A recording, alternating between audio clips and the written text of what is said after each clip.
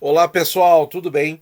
Quando a gente olha as três últimas sicilianas do Kasparov, com Dama C7, que é a posição que vocês estão vendo aí na tela, desse torneio de Blitz, lembrando que é Blitz, a gente fica com a sensação de que talvez a variante seja difícil ou seja ruim, enquanto que a gente não percebe o grande problema. Qual é o grande problema? Eu acho que em primeiro lugar é que são partidas blitz, né? De 5 minutos. Em segundo lugar, que tem uma grande diferença de forças.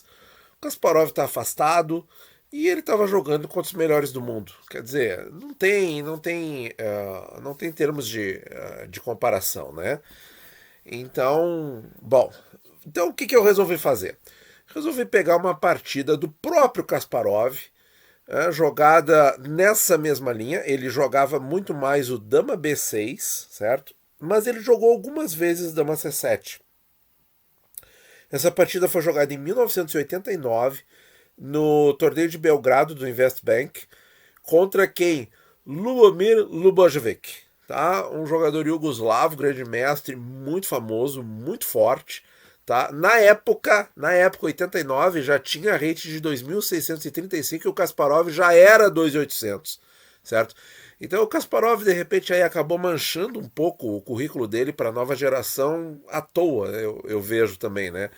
Porque o Kasparov é uma fonte de inspiração para quem gosta de xadrez e uma pena que eu acho que isso ficou um pouquinho manchado com essa última atuação aí, que deixa opinião aqui nos comentários totalmente desnecessária, certo? Eu acho que ele tinha que jogar, de repente, um torneio aí com quem também está afastado, como, por exemplo, o Karpov e outras figuras aí do passado que não jogam mais, e aí reúne essa galera, faz um torneio ali amistoso e tal. Bom, aí vai ser interessante para todo mundo, né? Que as forças vão estar mais parecidas, respeitadas as proporções. Então, o Lubojvic jogou E4, Kasparov C5, cavalo F3, D6, D4, E por D, cavalo D4, cavalo F6, cavalo C3, A6, a nossa tão amada Najdorf, bispo E5, G5, E6, F4 e dama C7, a variante então que permite a quebra da estrutura de peões. Aqui o Lubojevic jogou dama E2, Kasparov continuou nas linhas tradicionais, cavalo C6, veio grande roque, cavalo por cavalo, torre por cavalo, bispo E7. Então quer dizer, aqui nós já vemos que a estrutura fica mais coesa, fica mais unida. G3 pelo Lubojevic. Temos também aqui a possibilidade de E5, branca romper no centro, que dá uma leve vantagem para as brancas. Quem jogou E5, pessoal? Ivan Schuch, ninguém mais, ninguém menos contra o próprio Kasparov, em Tilburg, 89. Veio D por E, F por E, cavalo D5, bispo por E7, cavalo por E7, cavalo E4. Reparem que a casa D5 não tem mais cavalo para vir em D5, porque ela está bem controlada pelo peão. Roque, seguro, rocar aqui, rocar pequeno. Dama H5, cavalo G6. Então, assim, as brancas têm prospecto de ataque no flanco rei, com certeza, assim como as negras têm prospecto de ataque no flanco dama. É uma posição com equilíbrio dinâmico, tá? E o computador dá ligeira vantagem para as negras. Voltando à partida do Lubojevic, Kasparov jogou bispo D7, bispo G2. Então aqui veja, pessoal, aqui o Kasparov desenvolve normalmente, vai tirando as peças, certo? H6 e faz o H6, né? Coisa que não aconteceu nas partidas de Blitz atuais. Ele faz o H6, que eu acho que é o lance que fez falta ali, certo? Talvez a linha clássica com H6 talvez fosse uma melhor escolha. Aonde? Aonde, Natan? Aqui, ó, no lance F4. Então nós colocaríamos o bispo E7, linha clássica, e em algum momento inserir um H6. Tá? Poderia ser outra opção para o Kasparov, não sei se teria mais ou menos luta, mas talvez fosse mais interessante. Na partida que nós estamos vendo, H6 contra o Lubojevic, bispo H4, veio bispo C6, já combatendo na outra grande diagonal, F5 e roque, tá? Aqui, pessoal, jogar E5, erro posicional grave. Erro posicional grave porque cede a casa D5, certo?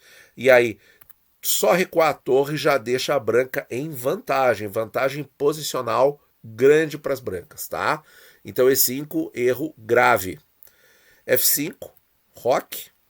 Sem medo de fantasma, sem medo de abertura de linhas no flanco rei. Torre de HD1. Então, as brancas aqui reforçam a pressão na coluna D. E o Kasparov segue o contra-ataque. B5. Vamos ver antes, pessoal. Se ao invés de dobrar as torres na coluna D, jogasse F por E6, quais seriam as possibilidades? Bom, o Kasparov poderia trocar os peões e jogar G5 com partida completamente indefinida. E aqui vale a pena ganhar a peça e abrir a estrutura? Vale. Peça é peça. E o Kasparov pode defender porque ele tem muita peça em torno do rei. Joga a torre para F7, que vai ficar controlando a sétima e não vai ter problema. E a outra possibilidade também é F por E6, G5 direto, para ganhar o bispo de forma direta, também com um jogo complicado. Voltando ao que aconteceu na partida, torre de HD1, B5, G4, já criou uma casa de fuga para o bispo. Vou descer mais um pouquinho aqui a partida. E agora o Kasparov faz E5. Detalhe, pessoal, por que aqui o E5 é um lance bom e momentos atrás não era? Mesma coisa, pessoal, controle da casa D5. Aqui a casa D5 está fortemente controlada, certo? Para as brancas controlarem a casa D5, elas vão ter que ceder o par de bispos, vão ter que tomar esse cavalão aqui e perder o bispo de casas escuras. E, mesmo assim, elas não vão ter o controle da casa, certo? Torre de 4 para D3, B4, olha aí o Kasparov no contra-ataque, e vem bispo por F6, tá?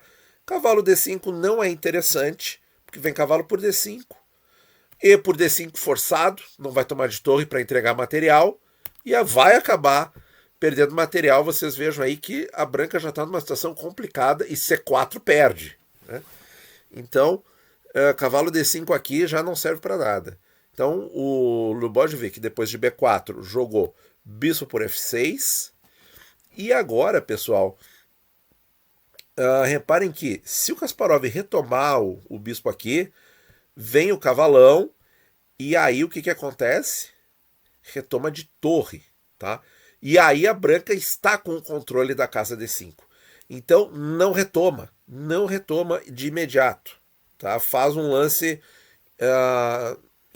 intermediário, né? Acho que eu estou falando bem, é o intermezzo aqui. Faz o intermezzo, B por C3, tira a peça que ocuparia a casa em questão, certo? Aqui é um lance posicional muito, muito importante, muito didático, certo? Porque perdeu o controle da casa D5, a estrutura da partida das negras vai por ralo abaixo, tá? Aí o Lubojevich continuou tomando, veio bispo por E7, tudo bem, certo? Tem mais um intermediário com cheque agora, C por B2, cheque. E aí o Lubojevich, que não é bobo nem nada, grande mestre de 2.600 de rate em 89, joga rei B1, porque se tomar esse peão, tá com o rei aberto, né? Tá com o rei aberto para as duas torres. Veio dama por E7, torre por D6, torre de F para C8. Olha a centralização do Kasparov. Vejam como o jogo dele era mais dinâmico, mais ativo, mais confiante, talvez até, do que o que a gente viu no torneio de Blitz, né? Torre de 1 para D2, bispo B5 ameaçando a dama, dama para E3, torre de AB8, e tá tudo assim se formando para cima do rei das brancas. Torre B6, bispo C4, já tá olhando para A2, torre D1, torre por B6, dama por B6, dama A3, já ameaçando ali seria feio deixar passar, né? Um checkmate em A2, dama toma B2, recuando, bispo por A2, certo? Se dama A2, vem torre B8 cheque,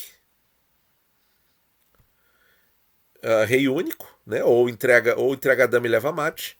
E ali dama C3 evolui para o mate de qualquer forma. Então veio dama por B6, dama A3 ameaçando mate, dama B2, bispo por A2, rei A1.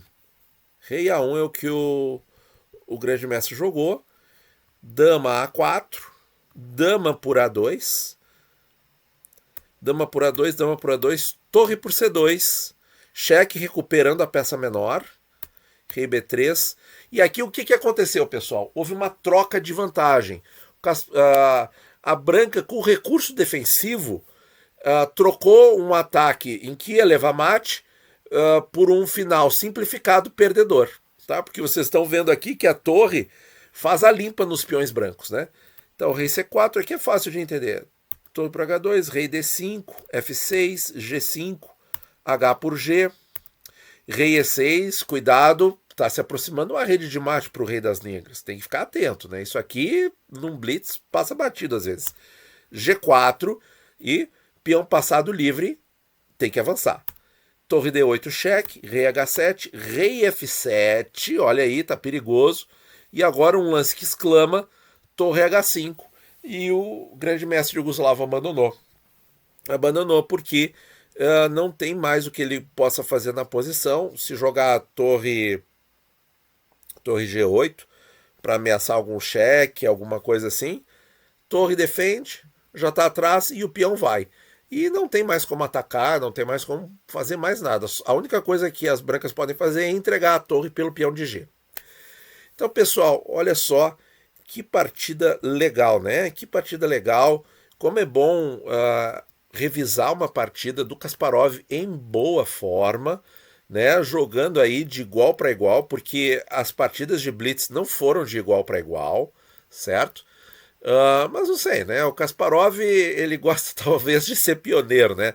Ele foi pioneiro aí, perdendo pro Deep Blue daquele jeito, e agora fez isso que fez, perdeu desse jeito. Eu acho que ele só manchou o currículo, mas tudo bem, a minha opinião pode ser muito polêmica. Deixa aí o teu contra-argumento, tua opinião contrária, pra gente ver se valeu a pena ele ter jogado aquele torneio de Blitz por algum motivo. Eu queria saber, eu quero o contraditório, porque eu quero entender como é que pode valer a pena ele só ter queimado o filme. Olha, é uma partida lindíssima, uma partida super didática, na mesma linha, certo? E o Kasparov jogando com outra energia, certo? Com outro nível, tá? É outra situação. Tá bom, pessoal? Muito obrigado por ouvir e bons jogos a todos.